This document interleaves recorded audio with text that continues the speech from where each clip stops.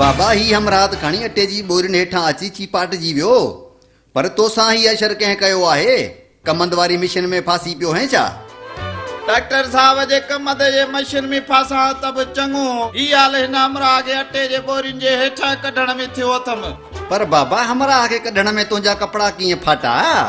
Doctor साहब तू भी कुर्सी ते वेही अजायूं रुगो वेठो तो खबरूं करी वञी अटे लाइ त ख़बर पवई। सब्र कर बाबा सब्र कर। हूं बि माण्हू जे कतार में बिही फज़ीलत सां अटो हासिल कनि त इहा हालत न थिए तव्हांजी बाबा।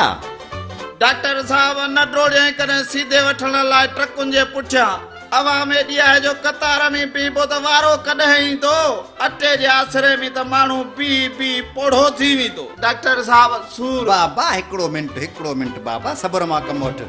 भला उते पुलिस जो बीठल हुई तंहिं छा पे कयो?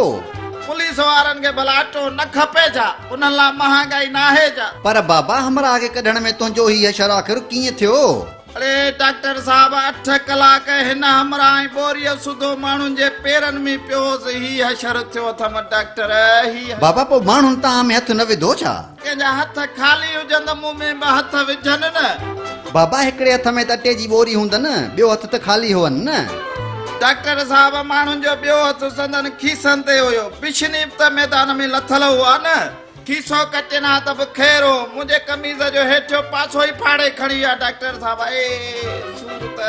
बाबा त पोइ खणी ॿिया कपिड़ा सिबराइजांइ ऐं चरिया अॼु खां पोइ हिकिड़ो हेलमेट ऐं बचाव लाइ कुझु दवाऊं पाण सां गॾु ज़रूरु खणो।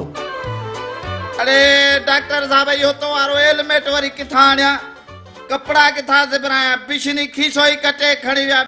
असां जो अटे जे 10 किलनि लाइ पाण खे अस्पताल में दाख़िल कराए छॾियो अथऊं। बाबा जे अटो सरकार ॾिनो आहे त लटो बि इहा ई सरकार ॾींदी।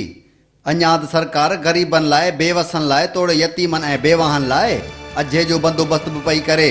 हूअं बि हिन सरकार जो नारो आहे अटो लटो ऐं अझो। डॉक्टर साहब 100 रुपए वारे अटे लाइ लटा फाड़ाए वेठा आहियूं टंगू बाहूं भंजराए वेठा आहियूं। लखनि वारो जे घर सरकार मुफ्त में ॾींदी लॻे थो त उन लाइ सिर जूं कुर्बानियूं ॾियणियूं पवंदियूं। डॉक्टर साहब अहिड़ो सोन ई घोरियो जेको कनु छिने। डॉक्टर साहब सूर